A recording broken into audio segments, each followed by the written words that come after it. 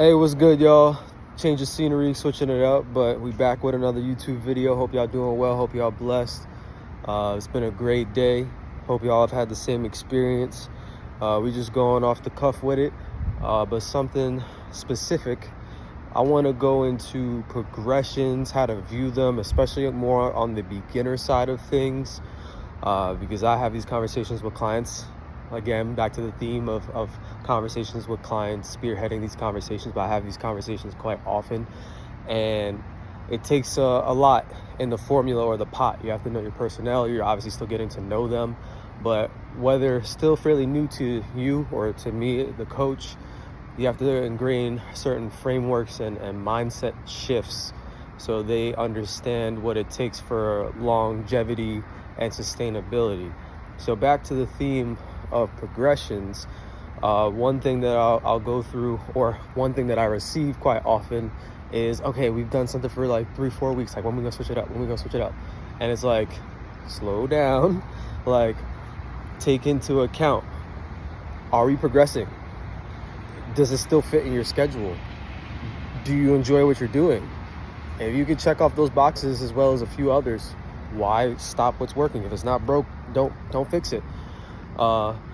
So I think that's kind of a theme for society and a lot of people getting into health, is we're so enamored with novelty, and it's like, how many things can I bounce around to and how many things can I move? If you have 6 exercises that do the job, they provide the stimulus, you continue to ascend, you continue to get stronger, your form gets better, your coordination gets better, you get stronger, you get more powerful, you increase in your mobility, everything. I would do those 6 things for the end of time or until the plan falls off, the wheels fall off. So yes, I get it. It's a combination of staying consistent, doing it for a long period enough of time, but also making it engaging to where you're not bored and you don't show up to the gym like, oh, like I'm about to dread this workout. Like, we don't want that either, because that's going to make you fall off the wagon just as hard. So it definitely is a duality and a fusion of both of those things. But part of the being a healthcare advocate, collaborating with the client and how you can view it as the audience, is understanding like, hey, especially if I'm new in the process, like, find ways to enjoy the mundane. There's no other way to say it. I've said it in a previous video, like, it ain't gonna sound like that appealing or that sexy, but I know it is. The feeling of feeling fit, the feeling of feeling strong, the feeling of gaining skill and increasing your coordination in a certain movement pattern, that's gonna be like, oh shoot, like I was shaking and very unstable trying to hold a push-up plank, and now I can do a push-up plank with push-ups, you know? Or shoot, my shirt used to feel super saggy or loose, and now it's like hugging my arms. Like, that feeling is sexy. And you know what gets you that feeling? Doing a lot of the same things repetitively.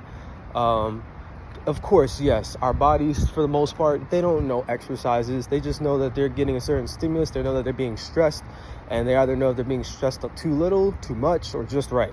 So sure, can you switch it up from week to week? Can you go through certain complex things like wave loading and undulating and all the...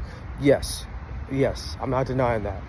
But for more people than not, they don't need that. That's more on the advanced side. That's more somebody who may be on a bodybuilding stage, that maybe for somebody who's powerlifting. I'm not saying that certain methods are only going to be subject to the advanced, but I'd say before you even get there, you might as well do what's tried and true, what's pretty simplistic, and what is just, effective. Like, before you even get to that point, I think going more complex too soon is going to drive the client or the person further away, because they're going to have so many factors. You're going to be resting for 3, 4, 5 minutes, in between sets. And more times than not, you need as many minimal amount of factors that make it more challenging for you to get in the gym and get out of the gym. You're already a person where it's hard to be consistent. So why would I want to make your workout an hour and 30 minutes, going through those certain things and phases? Once you get to that point or that level, this is also definitely ingrained. It's been years. If this is your lifestyle, you already got the main movements down from a form perspective. You already been putting up, pretty sufficient weight and things of that nature. that's when you can start going down that path. But before you start getting into all the specifics and cluster sets and density sets and things of that nature, they have their place and purpose, even if it's fairly early on. Oof, voice crack.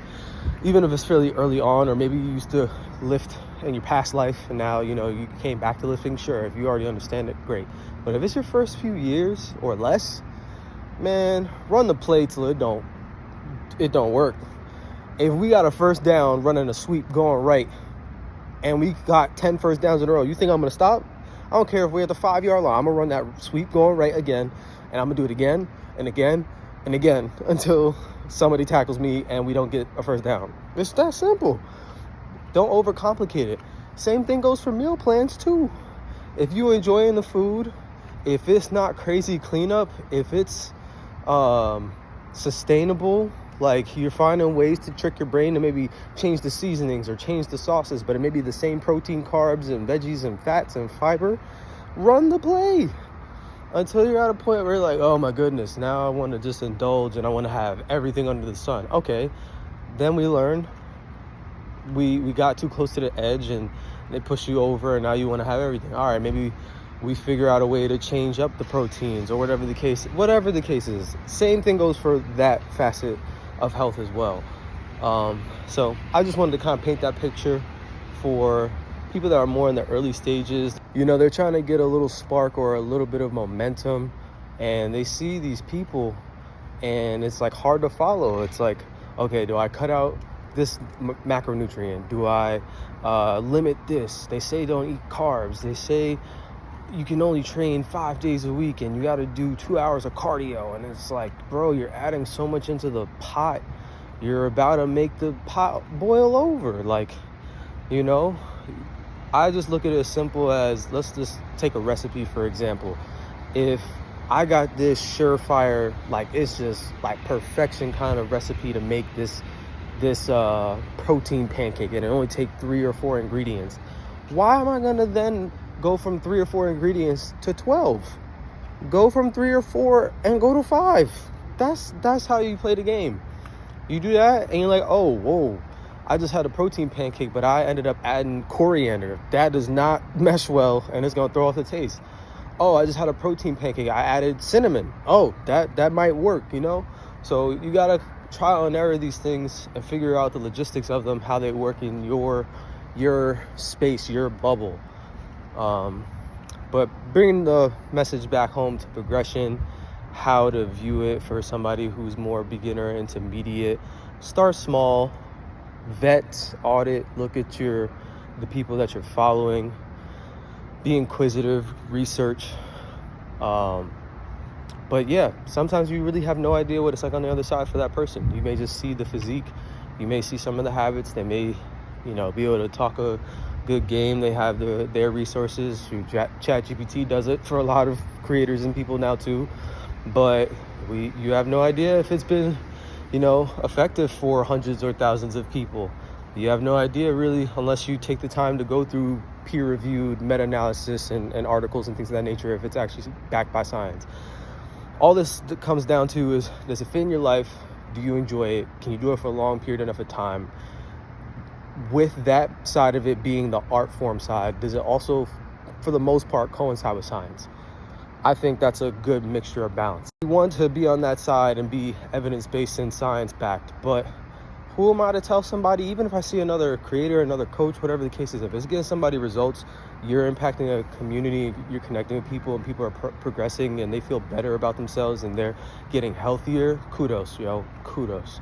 We already have a society that's not, fully immersed in that space. We're not all walking, we're not all moving, we're all sedentary, yada, yada, yada. I'm going on a different tangent, but that just shows the passion in this and how much I care about it. But like I said, back to that point once more, for the, people and even the clients that I interact with that, have this notion or thought process of seeing so much because we have access to so much information, that novelty is such a shiny object syndrome kind of thing. Dim the light, take it a step at a time, add your one ingredient, and you're going to be well off. And then when you master that back to the pancake recipe, and it's some extravagant, you got 12 ingredients, they're all natural, organic, yada, yada, then you can start getting fancy, making, your vanilla, healthy Oreo crumble pancake, all that fun stuff. For now, we just making regular pancakes. You know what I'm saying?